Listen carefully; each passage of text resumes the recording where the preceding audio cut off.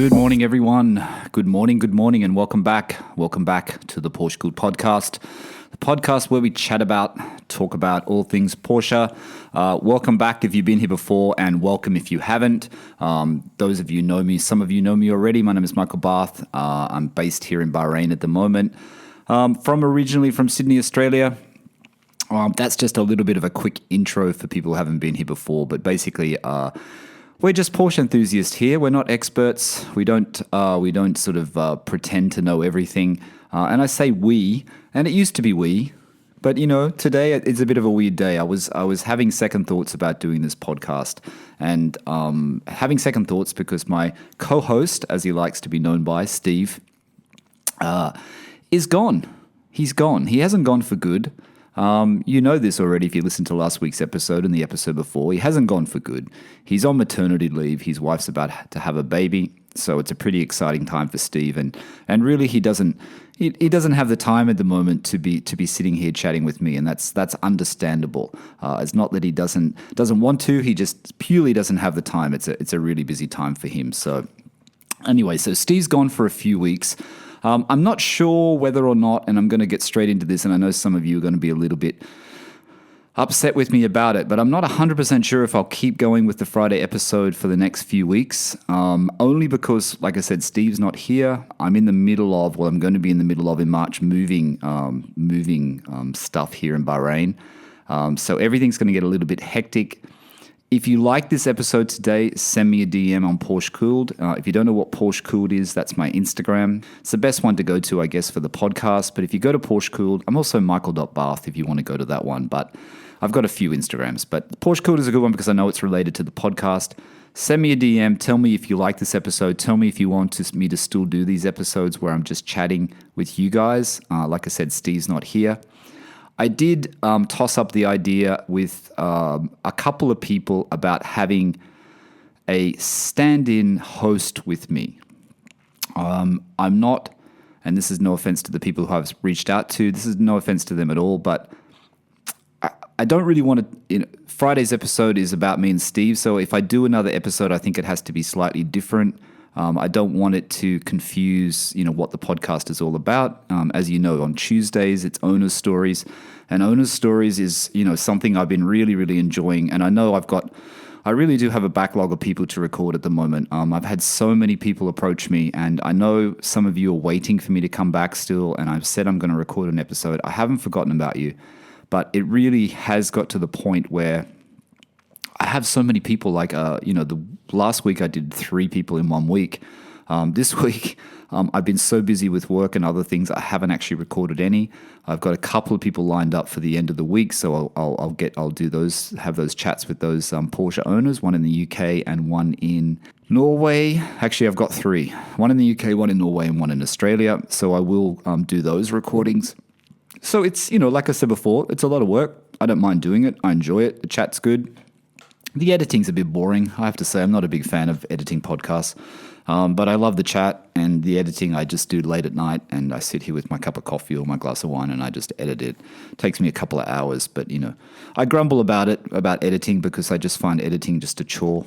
It's weird. I actually find that the editing process for a video for my YouTube channel, when I was making videos, which I'm going to start making again, I find editing a video just so much easier than editing a podcast. Maybe it's the time frame, the duration. Video on YouTube is 10 minutes, and you might have 30 minutes of footage. Where here the episode is an hour, and you've got to go through the whole thing a couple of times just to get it right and get the levels right, and take out any weird gaps or try and fix up any sound issues, audio issues that you have with the recording. Because as you know, with Owner Stories and with Steve as well, it's done through Zoom. We thank Zoom for being around, because I don't know how we would have done this without Zoom.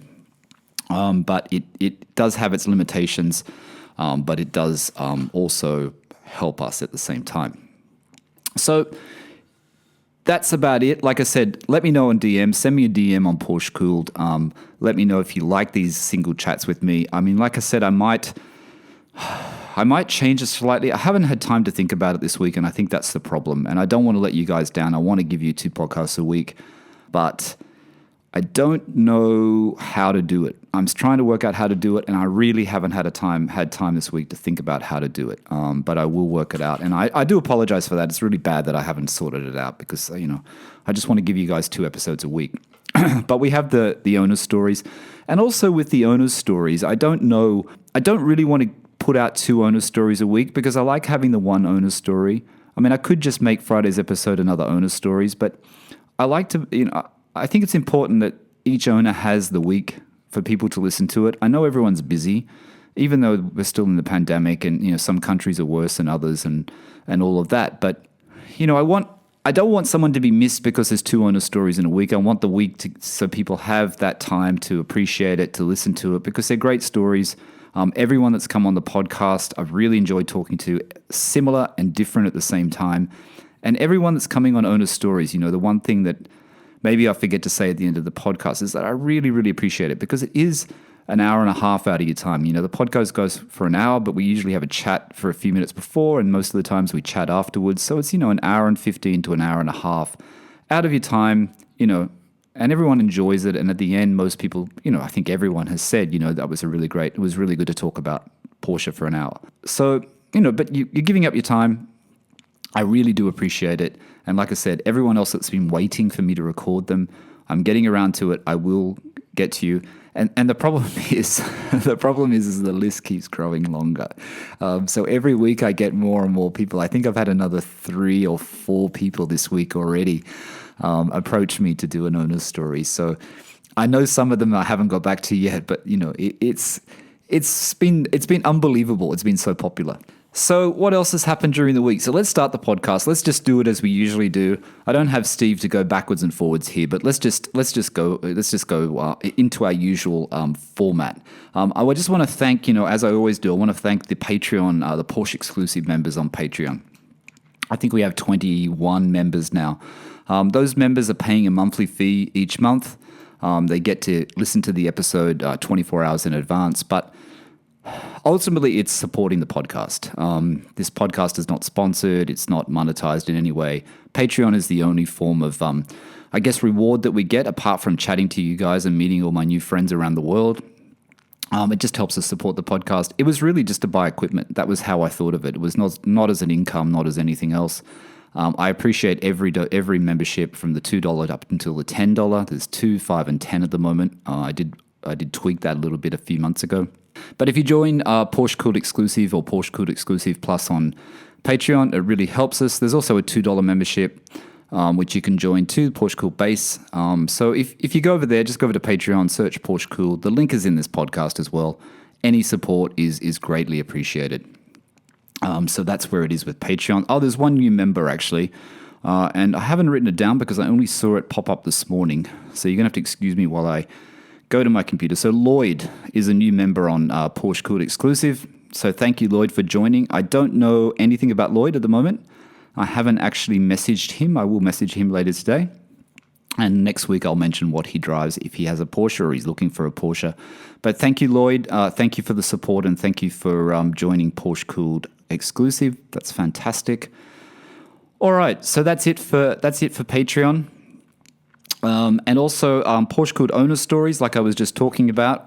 I haven't mentioned yet this week's owner story, and this week's owner story was with Elliot. Elliot's based in Seattle, in Washington, in the US. Elliot was a good one because Elliot has a 992, and as you know, I've really only had I've had air cooled, I've had 356s, we've had Boxsters, we're going to have Caymans. We've had 997s. We haven't had a 992. So it was great when Elliot reached out to me and said he's ordered his dream car, his 992 Carrera S. He spec'd it really, really well. It's really well optioned. I have to say I'm envious because as much as I love colors in 911s, and I know I'm going to sound boring, and Elliot was saying he got a bit of flack too, is that he got it in GT Silver. But GT Silver to me is just such an iconic Porsche color. And you know what? I probably would still be tempted to get it in GT Silver. Like I said, he optioned it really well. He's got the manual transmission, which apparently is fantastic, and all reviews about the manual transmission on the 992 GT2 say the same. It's a good story. Have a listen to it. It starts off with Elliot and his, die-cast models, and it starts off, and then it, about the sad passing of his father, but his father, how he bought, a Mach 1 Mustang, and he had, American muscle car. I think Elliot said in his words, he's from an American muscle car family. He bought a Panamera. He had a Panamera for his car, which he needed a reliable car because he commutes to work. He's a critical care doctor, dealing with COVID patients at the moment. So it's a pretty stressful job, but he had a Panamera and it was unreliable. But that didn't deter Elliot from still looking at Porsche, still thinking Porsche's a reliable brand, but he looked at the 911 and, as we always say, with his wife's approval, he got a build slot. He did the option. He specified it exactly how he wanted it. And you know what? He's got a great car and it looks fantastic. So go and follow Elliot. He's on Instagram. It's 992.c2s, 992.c2s. Go and follow Elliot. Say hello. If you've been on Owner Stories before, give him a follow and have a chat with him because Elliot's a really great guy. So, it's just interesting, though. It doesn't matter what generation of the 911 we have. The week before I was talking to Mark, and then I was talking to, Steven with the Boxster. It doesn't matter what Porsche we have or what generation of 911 we have. It's so clear that the stories that we share and the way we go through everything. And it doesn't matter what your budget is. The process that we go through is very similar. You know what I mean? It's very similar. You might be able to afford a 992 or a new GT3, or you might not be able to afford only a 986 Boxster for $15,000 in the US, or it doesn't really matter. The process is still pretty much the same. Some of us, we skip some of the steps because the price kind of makes us skip some of the checking steps, or sometimes it doesn't.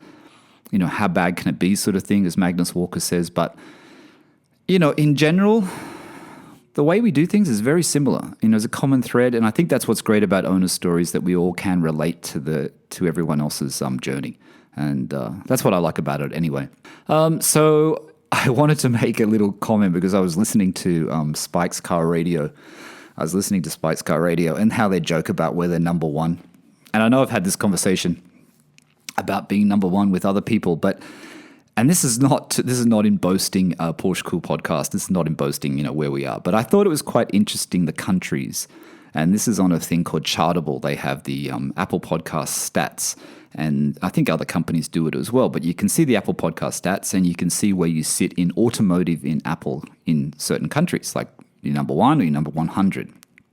So before I got on the podcast this morning, it's Wednesday here. As you know, I record this on Wednesday for Friday. We were number one in Costa Rica, number one in Bahrain again, which wasn't a couple of days ago. And I just want to do a shout out for the one in Bahrain. Who was it? Ahmed. Ahmed sent me a DM on Instagram saying he's the one responsible for the number one spot in Bahrain. So thank you, Ahmed.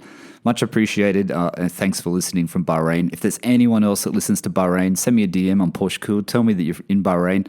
I'm really interested to know how many people out there are actually listening. It'd be really, really cool, because to get to number one, you have to have a certain amount of listeners who are actually, tuning in. Number two in Lithuania. Maybe number one is Spike, I think, because I think Spike was saying that Spike's Car Radio was saying they were number one in Lithuania. Number two in Malaysia. So they're the main ones. Other charts, like I said, US, UK, and Australia are all really good. US is hard to break the top 50. I think we're in the top 50 at the moment. But that's due to you guys, and that's due to the support, and that's due to all of you guys rating and reviewing the podcast. Like I said, on Apple Podcasts, it's a bit of a clumsy interface for this rating and reviews. It's country dependent. So, if you go onto iTunes in UK, you'll only see the people who have given a review out of the UK. If I go to my iTunes in Australia, I can see the ones out of Australia because my iTunes is linked to my Australian address. But I can see all of them on my stats, so I can see all the reviews. So it really does help.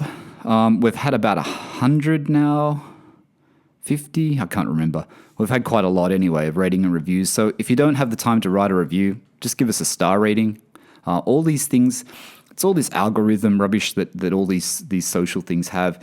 it purely just makes us get seen. It comes up in more in people's search results. So instead of Spike's Car Radio coming up as the #1 Porsche podcast, then, PorscheCooled will come up. So that's what it is. If you got time to write a review, it'd be fantastic. So usually in these podcasts, when I write my note, I call them Michael's Chatter. I call it Steve's Chatter and Michael's Chatter. It's just like a reminder point list that I have to remember what to talk about and to remember to see what Steve has to talk about. And, a lot of the time, Steve and I, we have notes, and Steve and I do the notes. We might do just brief notes in the morning. We have a shared note on Apple because we both use Apple. So we have these notes and we just go through them and things we see during the week, things that are interesting. So that's where that comes from. Like I said, no Steve Chatter this week because Steve's not here. It's very weird. It's very weird. I hope you guys are enjoying this podcast because it is a bit weird. I'm back to talking to myself again. This is where it all started. Back to talking to myself again. I'm just looking at the notes actually to see if Steve put anything else onto the notes. The one thing that came up during the week, and I think I've spoken about this before. I really do think I've spoken about this before, about this synthetic fuel. And I noticed someone else posted it as well. But I think in an earlier podcast, now I may have skipped over it, I may not have even mentioned it, but I did have it noted in a previous podcast to talk about. I think it was done through mobile. I think Porsche were doing it through mobile, but basically it's just so, internal combustion engine cars can be as clean as EVs, you know what I mean? So there's a synthetic fuel that Porsche is working on. They're not the only ones that are working on synthetic fuels, other car manufacturers are. It's a pretty interesting project. It means that, buying your GT3 or, driving in GTS now or your Carrera S, that in years to come, you're still going to be able to get a fuel. They're calling them e-fuels. I think they're hydrogen, they're renewable, they're good for the environment. They reduce greenhouse gas emissions, etc. I think McLaren's developing one. I think I read there's quite a few car manufacturers that are developing them. But anyway, I think they said at the GT3 launch, at the recent launch of the GT3, that the president of the motorsport division, who was Frank, isn't it? Frank, I can't remember his last name. He said that they're going to have a test batch in 2022 of the e-fuel. I think it was about 100,000 litres or something, or 150,000 litres of fuel that they'll have ready by 2022. So it's pretty exciting project. It's pretty exciting for us, who don't want to get into electric cars and are worried about how's our car going to run in the future if all emissions and rulings get so much heavier, smog rules and all of that. So, it's a good introduction. It's a good thing. I'm glad Porsche are doing it. They're not forgetting about its original customers. They're not just thinking about, EV. They are thinking about the future and thinking about the future for, internal combustion engine cars as well. So I think that's pretty cool. I just wanted to bring that up because someone sent me a message about it, but I had actually seen it before. Where else? The GT3. Last week's episode with Steve, we talked about the GT3. You'd have to be living under a rock if you missed it. The GT3 was released last week in shark blue. My initial impressions is I liked it. I think Steve didn't like the dips in the bonnet. I like how they've introduced carbon fiber to it. I like how it is a little bit more flashier, and we did go over that. It is a little bit more motorsport derived. It is a bit more racier. But then again, maybe when the touring comes out, it'll be better. I thought I liked it, and I still do like it. But I have to admit, I saw the images, and I think Steve sent me the image too. I think a couple of people sent me the image. There's a paint to sample silver color that's on the internet, and I think it's AP's car, head of GT at Porsche, Andreas Prutinger. I think it's his car actually, and I don't know what it was, but seeing this image, and this is not a press image, this is obviously just his image of the car. It looked heavy to me at the back. It looked. And I'm going to contradict myself because last week I said how it looked very clean and the spoiler and the wing, the new swan neck wing was very well integrated and how it, worked really well. I don't know. In the silver, and I don't know what you guys think if you've seen it, have a look at Andreas Putinger's AP's Instagram. It's a picture on it. It's unusual silver. It almost look like that silver, which I can't remember the name of. The silver that has the blue through it. I can't remember the name of the silver, but it looks like that silver. But anyway, the back elevation to me looks really heavy. And I have to go back to the press release car. And Porsche really, they do these things for a reason. And they pick colors for a reason. They pick release colors for a reason. I have a funny feeling they picked that shark blue. And remember, that stage where it's relaunched, it's very dark. There's lots of blue. Everything kind of blends in a little bit. And when you see the wing on the blue, it looked really cool. It looked integrated. It looked, more resolved than the ones on the 991 and even 997 and 996. Now I've seen the silver, and I'd be interested to know what you guys think. Now I've seen the silver, I'm not so sure. So then it comes back to the point about the GT3 being a little bit too racy, a little bit too motorsport derived, a little bit too of a race car, a track car. And I think it comes back to the point where I think, for me, and I think a lot of people as well, is that you'll start to think, well, hang on, maybe the Touring is what I want here. Maybe the Touring is going to be the one in this model range. It's weird though they shift the market. Because this is more motorsport derived and more racier, more flashy in a way. The bigger swan neck wing and the more motorsport elements. I mean, obviously it's going to be a great driver's car for people that want that. But then, your borders shift, your borders change, they move. So people who want the GT3, maybe there's a lot of people who wanted the GT3 and now they see the 992 and they go, oh, that's a bit too hardcore for me. It's like that story that Steve told a couple of times when his uncle went to buy a GT3 years ago and they said, oh, it's not really for you. I don't know what Porsche are doing, and it worries me a little bit because the board, if the gateposts, the goalposts change, the amount of people, that whole group of people that bought a GT3, it shifts. So there's a group of people now that no longer want the GT3, so the amount of people that want a GT3 gets smaller. But then when you get to the GT3 RS, there's only a certain level, from 1 to 100. If you're moving the lines, you're moving the two lines, you're moving them up, you're eventually going to get to a point where there's no one left. So it does worry me a little bit that maybe the GT3 has gone too far. And then I want to come back to the point that if I was looking at a 992 GT3, I think it would definitely be the Touring. Now that I've seen that other image, and I might change my mind when I see it in the real life, in the street, on the street, at the right level, in the right environment. In Australia, you got to see the car in your country because every country a car looks different, every color looks different. But I think, I don't know, at the moment for me it's the Touring. But then that comes back onto, and a thing I want to talk about at the end of the podcast, it comes back onto, what would you buy? You know what I mean? And I still think, the GT3 like Steve has, the 997.1 GT3, even the 0.2 if you can afford it. For me, even though I like the 996.2 GT3, I think the price of 996.2 GT3s has got too high. And I think I'd rather spend a little bit of extra money to go into the 997. Ultimately, I still think the 997 GT3 is a better car. Then you've got the decision. Would you buy the 991? I don't mind how the 991 GT3 looks now. Now I'm looking at the 992 GT3. I think the 991 GT3 looks quite simple. It didn't when it came out, as Steve reminded me. I remember I saw the first black one on an Autohouse Hamilton drive with Steve. There was a black one, and it looked so out there at the time, I remember. And, now it looks a little bit, doesn't look ordinary, that's for sure. But for me, it's almost like the better alternative. But then we get back to that same situation, like it's like the 997, 996 IMS situation. Would you buy a 0.1 GT3? And they're dropping, you can get them in Australia for 220. I saw one the other week for 220, PDK. But would you, it's a lot of car for the money. There's a lot of car for the money.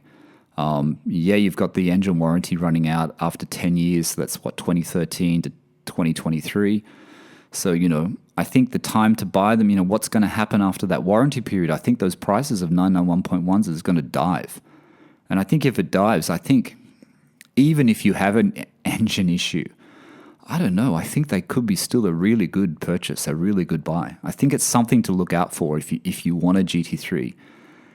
especially when it's getting close to that 10-year warranty period. I think I could be wrong here. I thought it was only a 10-year period. So someone, if I'm wrong, I apologize. But in my mind, in Australia, it was 10 years, that warranty period for the engine, for the engine fire thing. But the 991 looks pretty appealing. In fact, it's lower than some 997s. So what do you do? It's a tricky situation. It really is. But I think, the 992 GT3 has only made the previous generations look even more appealing in a different way, in their simplicity. It's about their simplicity. That's what I'm trying to get to. So that was just based on, last week's thing. Talking about colors, I was talking to Elliot about colors, how he went through all the different colors on Owner's Stories, and he eventually settled with GT Silver. And I said I'd probably be the same. You toy with these colors. It's weird, colors really play tricks on you. And living here in the Middle East now for the last couple of years, everything's, a lot of things, there's green, it's not all sand. Bahrain's got trees. But there's everything's beige, that sort of sandy colored buildings and whatever. So certain cars, and the light here, it's always sunny, but it's a different brightness here than Australia. Australia is much brighter than the Middle East. And seeing cloud or crayon here, seeing graphite blue in the 991 here, they look really, really different. They look so different. Sometimes the cloud crayon color in the 991, it looks almost gray in Australia. It doesn't look gray here. It's very, very weird. So, that's a really important thing when you're speccing a color for your car, that it helps if you can see it in your environment, because it does change. Yesterday I was going for a run, and there's the traffic control place here near where I live, where I think they have accidents and stuff, traffic authority or something like that. There's a lot of government offices around here where I live in Bahrain. And there was a cabriolet, a 991 cabriolet, and it's in Gulf blue. Now, a Gulf blue, this is the thing about Bahrain, there's so many Porsches in special colors. Now, in my memory, I've never ever seen a Gulf blue 991 cabriolet. And the blue looked fantastic here. Gulf blue is a tricky color. You see it in, I haven't seen many of them. I think I've seen one or two, but it's a tricky color. And in Bahrain, it worked. But, someone has actually specified it in a cabriolet, in a 991 cabriolet. It's not, this is the thing here. People specify these colors in I'm not going to say it's not special, but not so special models. I find that pretty interesting. But it was an interesting color, and I just wanted to tell you guys because I thought it was pretty interesting. So I woke up this morning and I'm looking at the news. I get the news feed from news sources in Australia, and Market Cars, I think it actually sent me this auction. I think it's a Shannon's auction in Australia. I think it was Shannon's. I think he sent it to me because they had a 911, a brown 911 or a brown 912. I can't remember.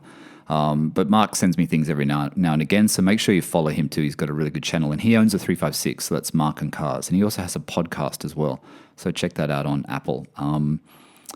But there was a 1950s 356A, and the Australian news reports are all over it because they're calling it a barn find. And it was completely rusted. It's obviously a big restoration job, and it sold for 230,000 Australian dollars. So people, these news reports just can't understand how it could sell for so much because they don't know the value of what Porsches are. But basically, it sold for 230,000 Australian dollars. I don't know whether you're listening, Todd at Stone City Outlaw. Make sure you follow Todd as well. He's got the 356 project in the works. Got a really good Instagram, so that's Stone City Outlaw. But yeah, Todd, so it was a 1950s Porsche 356A Cabriolet, and it sold for 230,000 Aussie dollars. Completely rusted, obviously a big project to take on, but someone's decided that it was worthwhile enough to do, and someone's bought it. Maybe it could have been an international buyer. I don't know. US dollar is pretty weak against Australian dollar at the moment, so it wouldn't have been much less. It's probably like 190,000 US dollars, I think, in today's rate. But anyway, I thought that was worth noting.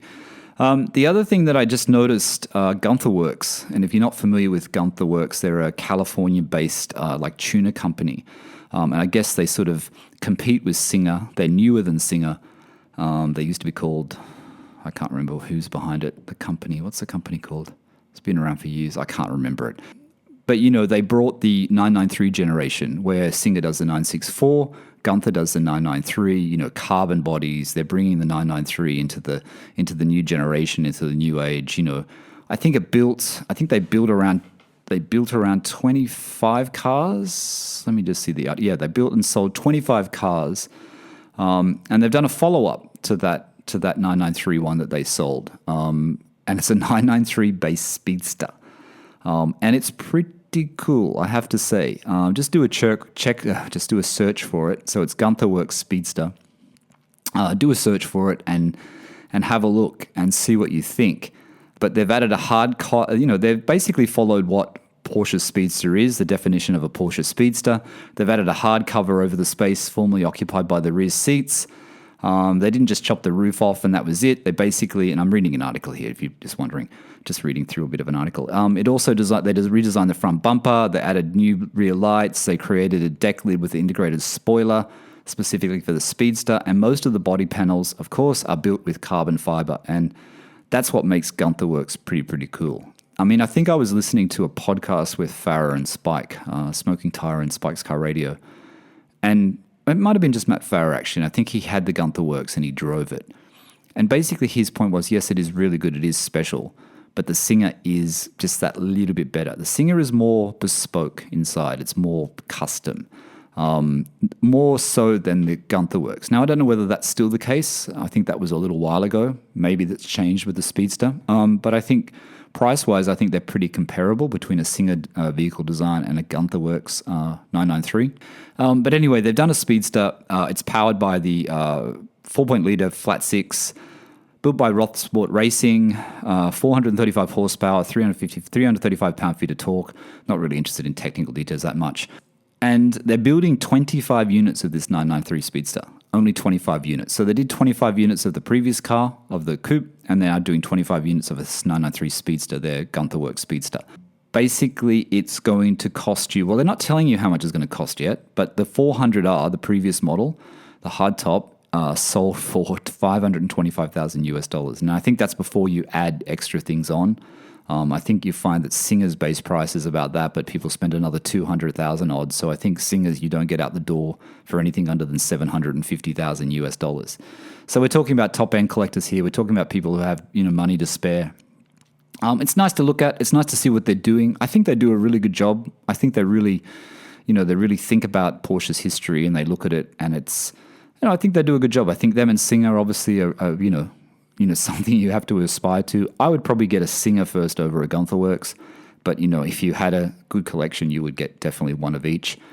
The thing that I found really interesting is that the official Speedsters, the original Speedsters, I think this article directed to the point that it's a bit of a bargain, the price from the Gunther Werks. But the official Speedsters, it says, the first was given to Ferdinand Alexander Porsche, the son of company founder Ferry Porsche, for his 60th birthday on December the 11th, 1995. And it's now part of the Porsche collection at the Porsche Museum. And it's only got, I think, 1,000 miles or 1,500 miles on it. And then the second example was commissioned by Jerry Seinfeld in 2000, where he shipped his 1998 4S Cabriolet back to Porsche and asked the company to transform it into a replica of what was the only 993 Speedster. So Porsche said, yes, it's Jerry Seinfeld. They said, yeah, we'll do that for you, Jerry, no problem. And then that was the second 993 Speedster. The project cost, how much that cost, apparently was never mentioned anywhere how much he paid for that. I'm sure it was a lot. But, what is that car worth today? I'm guessing he still owns that car. I'm guessing that's one of those cars that he wouldn't sell. The fact that Porsche built this car for you specially, it's pretty special. We keep having these conversations in PorscheCooled Owner Stories and on the podcast about, not waiting. If you want a Porsche, if you want a 911, don't wait. The longer you wait, the harder it is going to be to get in. Buy what you can afford now and enjoy it. And I'm not saying anything about Boxsters or Caymans, but I just wanted to think about today. I just want to have a quick chat before I end this podcast. Is that what is the best used Porsche 911 to buy in 2021, 2022? But this year, what is the best Porsche to buy? There's a lot of people out there. People listen to owner stories. People listen to the podcast who haven't got a 911 yet, haven't got a Porsche yet. And I don't want to talk about the Boxster and the Cayman here. I'm just going to talk about the 911.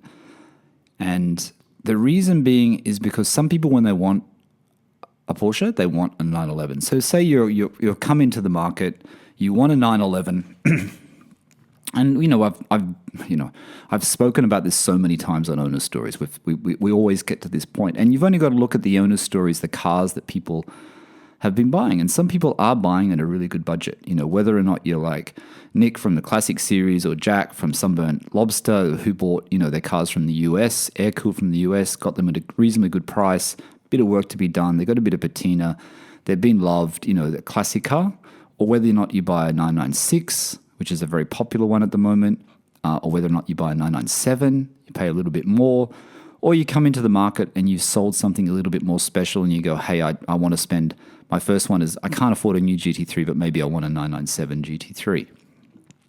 So what is the best used Porsche to buy in 2021 into 2022? I mean, more so 2021, because we know Porsche prices go up in a second. I think the market at the moment, it's weird, the car market, like the classic car market, top end, things are selling really, really quickly. I don't know if it can sustain it. I don't know whether it'll keep going. Maybe it will, maybe it won't. But anyway, owners' stories made me think about this and made me think about, and I used to have the question, what should I buy? Should I buy a 997 or should I buy a 996? And, we always say, buy the one you can afford. And I think a lot of other people say that too. I'm not copywriting that saying. It's been said by a lot of other people, but it's quite apparent from our series, our owner's story series, that that's what it is. Passion is strong. Everyone has that passion. Everyone has a story. Like I said, there's similarities in everyone's story. So what is it? Obviously you have to start at the 996, and the gap is closing on this. So if you're looking for your first 911, you really do have to move fast. The 996, you can get cheap ones. You can get one very cheap, like a Flat Cap Driver did. You can pay a little bit more. I think in the UK, I read something in an article in Total 911 or one of those magazines that, I think £15,000 was about the spot for a 996, for a reasonable 996. I would say if you're looking at any of these cars, nothing wrong with the early automatic. Obviously, the PDK in newer versions is probably a better transmission. Everything gets better with age usually, so I wouldn't, that's probably the reason why. I mean, I would look at, what I'm trying to say is I would look at manuals in these cars. I would look at the manual transmission. I would look at the stick. I wouldn't look at the autos if it was me. But, you are going to pay more. You are going to pay more for a manual transmission in a 996 and a 997. It is going to cost you more. So you have to bear that in mind, depending on your budget. So obviously the first one, what's the best Porsche 911 to buy in 2021? Obviously the 996. There's nothing, the design is unique now. It's not ugly. The lights have been accepted. It has IMS issues, which can be rectified, as we know, with a third party, another solution, LN engineering solution. Some people choose not to do it; they just test their oil. There's plenty of things to do there. The 996 suffers the IMS, as does the 997, which we'll get into next. But the 996 has to be the number one to buy at the moment. And I'm not talking. Okay, I want to just. I'm not talking about Boxsters in this thing, and I'm not really talking about air-cooled, even though there's some air-cooled bargains. I'm talking about modern 911s. So we're talking about more modern 911s. I think that's just a better way to do it, because some people don't want to get into an air-cooled as their first 911. So we just talk about modern 911s. So obviously the 996, the base Carrera 996, you're going to get one at a reasonably good price. I think they're around £15,000 in the UK. They're around 50 to 70,000 in Australia. One came up in 50,000 the other day in red. It's high kilometers. That's the lowest one I've seen. Tan interior, red exterior. It looks like the red that was used in the 993, which I can't remember the name of. It's like that cherry red color. So that just came up. Usually they're around the 65 mark now. I noticed some were creeping up into 77 marks, so they're getting very close to what 997s used to be. But obviously the number 996, you want a 911, you want to do it quickly. Do it now. You're going to miss out if you don't. The 996 are going to dry up. The good ones are going to dry up. The prices are going to go up at the same time. So the second one, in my books is, of course, the 997, which is what I own. I own a 997.1 Carrera. I've had no issues with my car, touch wood. It's been a very reliable car. My car was a very low kilometer manual version. It only had, when I purchased it, 40,000 kilometers. So it was a very low mileage example. I love that car. It's a fantastic car. I'm looking forward to getting back to Sydney mid-year and driving it again, doing videos for you guys and doing different sort of podcasts. But from Australia, it's going to be really, really exciting. So that's going to happen hopefully from June, middle of June. So that's going to be a really good thing.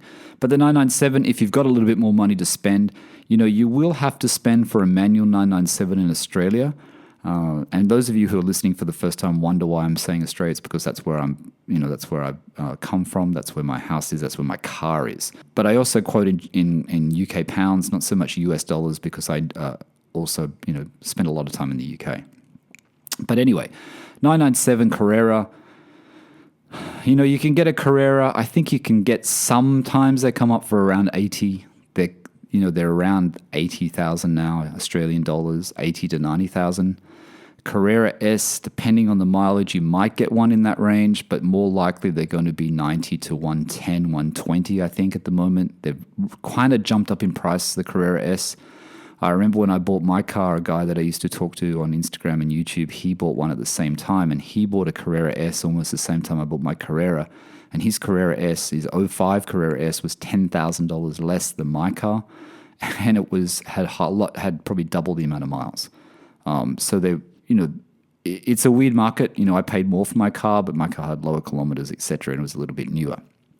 So it's weird. But obviously the 997, it's there. It's still affordable. It's getting, I was talking to Nick, who's on the First Owner Stories, my friend in the UK, and, you can see that the price of 997s is increasing and the supply is getting less. And I see that in Australia. It's obviously the same in UK. It's probably the same in the US. So you have to be quick if you want a 997 because, you'll be able to get one, but the price is going to be a lot higher and there's going to be less to choose from. I think the next one, if you're looking to buy a 911, if you're looking for your first 911, I don't think you can, if you've got a little bit more money to spend, I think you need to look at, we're back to the 996 again, and I think you need to look at the 996 Turbo, and you need to look at the 996 Carrera 4S. Now, both of those cars have gone a little bit insane. I've talked about it on previous podcasts, how I almost bought one a few years back, probably should have. You're looking at a 996 Turbo in Australia in manual, somewhere around, I think you would not get one less than 100,000, maybe 99,000, we'll say. And there are some still available for sale that have been there for a while that people are trying to get. They're around 140, and there's a couple of outliers at 160, 165. So they're quite expensive. I wouldn't pay 165 for a 996 Turbo. I think if you can get a higher mileage manual for around 100, I think that's a good buy, and I would take that up. I read they're around £35,000 in the UK, so obviously everything's cheaper in the UK and the US than Australia. Australian prices are much higher. The Carrera 4S, another one which, and I'm only going back 18 months ago, there was plenty around for 60,000 in Australia. There were quite a few that used to come up. There's a lot of autos in the Carrera 4S. It was very popular in the Tiptronic in the auto. Manuals are not so easy to come by. But when they did come up, I remember seeing one that was for sale in Chatswood in Sydney, and it was 65,000 and had no kilometers. Those sort of examples now, you're really looking at around 85,000. I know people are saying, no, you can get one for 80, you can get one for 79, but really the low kilometer manual versions are around 85. I think someone had one even higher. I'm not sure the price in the UK. I'm guessing a Carrera 4S in the UK is similar. I'm guessing it'd have to be similar to the 996 Turbo price. I don't know, is it £30,000? Someone let me know. I'm not sure what the price of a Carrera 4S is in the UK, 996. So then you've got, that's the 996, 997. Now, some people want something a bit more modern. They want a 991. Or maybe they're coming out of a 996 or a 997. They want a 991. A 991 is a good entry into 911 ownership, especially if you get an early 991.1. The manuals, the 7-speed manual wasn't the perfect transmission. There were, people did complain about it. It's not as good as in the 0.2 or in the 992. But in saying that, how bad is it? Compared to what? Compared to other Porsches? This is the thing. You have to be really careful when you read all these, these reviews and these tests, because what are you comparing it to? But the 991.1 Carrera, or Carrera S, but even the 991.1 Carrera, and I've looked at it myself because the 991.1 Carrera, new iteration, more modern, quite nice inside. I like the angled dash setup, PDK is pretty good in the 991.1. Is it something you'd buy a PDK in? Yes, it is. Would you buy the 991.1 in a PDK of the manual? I probably would because of what I read about the manual transmission, even though I shouldn't believe what I read, but I probably would more sway to 0.1. What's great about a 0.1? Well, my wife doesn't drive. She wants to learn to drive. She could learn to drive in it. These are the things that people consider when you're buying a car. You have to weigh everything up. I mean, the driving experience would still be fantastic. And you can get higher mileage 991.1s. I think the cheapest one I saw in Australia was about 130,000 Australian dollars. The better ones go up to about 175-ish. This is 0.1, early 0.1s. When you get into the 0.2s, they're 200 and above. Not necessarily a Carrera S. You might find a Carrera S for 209, 991.2. So you got the turbo engine when it went to 0.2. But you can't overlook the 991.1. It's still a good car. It's a good shape. It's a little bit bigger. It's not too big. And it's a good modern alternative. It really is a good modern alternative. I said I wasn't going to talk about air-cooled, but I guess the one that's on everyone's mind at the moment is the 993. It is the 964, but I think it's more the 993. And I think it's because the 993, it didn't go out of favor, but people wanted the 964. It was cooler, it was purist, everyone thinks it was the one to get. So the 993, I think, suffered slightly because of that. This is just my opinion. Like I said, I'm no expert. This is just my thoughts, how I see it. And I think the 993, you could have got one for a reasonable price. I don't know whether you want to buy that as your first 911. Maybe you do. Your budget would have to be a lot higher. A 993 in Australia in manual, you would be looking, I could be low on this actually. I think I'm a bit on the low side. You'd be looking at 130 to 160, I would say. I did see one, actually they're probably around the 150 mark. It's probably the median is about the 150 mark, I think. And I think it's rising very quickly. I think people are sort of turning back to the 993, the manual 993. Carrera 2S, forget about it. Carrera 2S is way too expensive. Carrera 993, Carrera 4S, way too expensive. I'm just talking about the base Carrera here in the 993. I think in the UK, you'd have to budget about 85,000 pounds in the UK. So that translates to about, 150,000 in Australia. So that's probably about right. But prices change very quickly. I'm not sure if it's the first one you should get into. If you want an air-cooled, you could go earlier. You could get a 70s air-cooled or an 80s air-cooled for probably less money. Obviously, different driving experience, possibly more upkeep, possibly not. But they're the choices you have to make. But I just wanted to throw the 993 in because it has slightly changed a bit. And of course, I can't overlook my favorite, and a car that I will have one day is a GT3. For me, the 997.1 GT3, like Steve's, this is if you come into the market, you want a 911, you want a Porsche, you got a bit of extra cash, and you go straight in. Now, I have spoken to people on Instagram who have done this. A guy in Australia bought a 996, he went straight in and bought a 0.2 GT3. It's not a bad decision. If you have the funds and you know what you want and you want something a little bit more special, I would look at the 997.1 GT3 as like what Steve has. The 997.2 GT3, obviously I still like it. Center lock wheels, slightly different bumpers, etc. Slightly changed wing shape. Steve is more of a fan of the 0.1. I'm happy to have either. Unfortunately, the 0.2 GT3 is expensive. The one in Australia that I mentioned previous podcast is still sitting there for $325,000. A 0.1 is about $230,000, but they can go down lower than that. $200,000, $190,000, depending on the spec, depending on the kilometers, depending on who's selling it. You just have to be lucky with a lot of these things, depending on who's selling it. It's interesting, actually. I just want to talk about prices, and I find this the most frustrating thing when you're looking at car things online. And I saw this on Porsche Forums Australia that sort of flagged it. But there's an SC for sale in Australia. I won't say the color because I don't want to pinpoint the guy out. But there's an SC for sale in Australia, and it was sub 90,000. I think it was 88,000. And I saw it, and I thought, wow, that is a really good condition 911 SC, really great condition. Not my color, not my favorite color, but a great condition car. Looks well looked after, and it was 88. fantastic price. Now he's upped it to over 100. I think it's 102 or 103. You really need to be careful when you list a car because people can see the history and can see the records. There's nothing that annoys me even more, and I'm sure it annoys you guys, is that you see a car that's listed and then all of a sudden someone thinks they're going to get 10 grand more. Sometimes there's more than 10 grand. This has happened before with Porsches where people list them and obviously someone gets in their ear and tells them it should be more.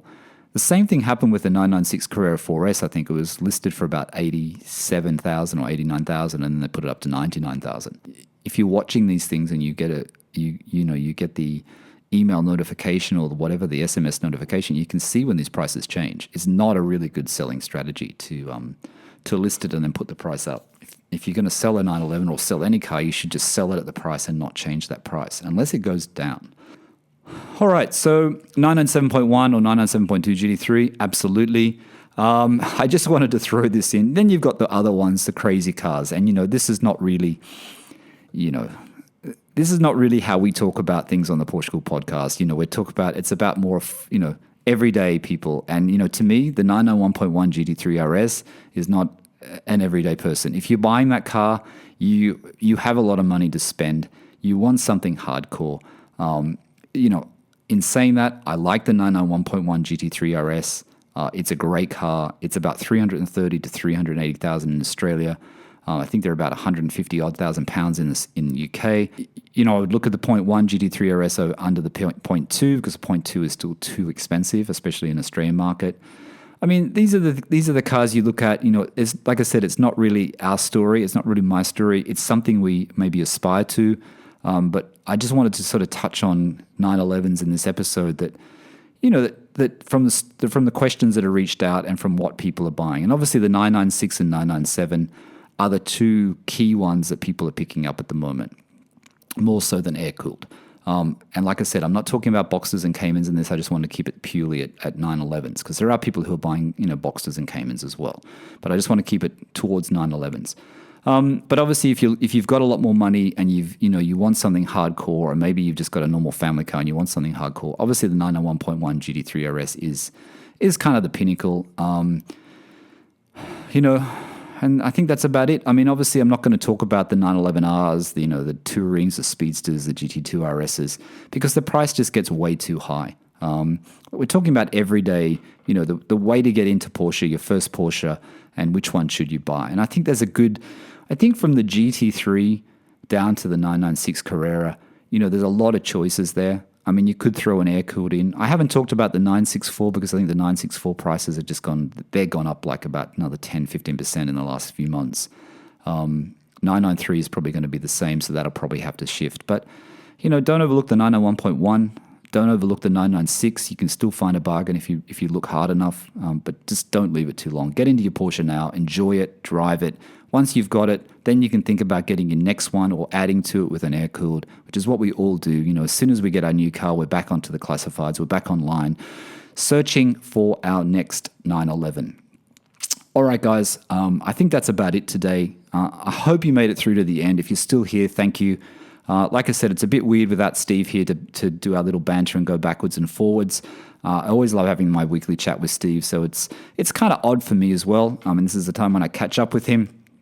As you guys know, we're really good mates, so it's a bit odd. But that's about it. Any questions, reach out to me on PorscheCooled on Instagram. If you haven't followed PorscheCooled, just give us a follow on Instagram. You can also hear this podcast, and I know a lot of you guys still do. You can hear this podcast on my YouTube channel, which is Michael Bath. And that's about it. Thanks for listening, and bye for now.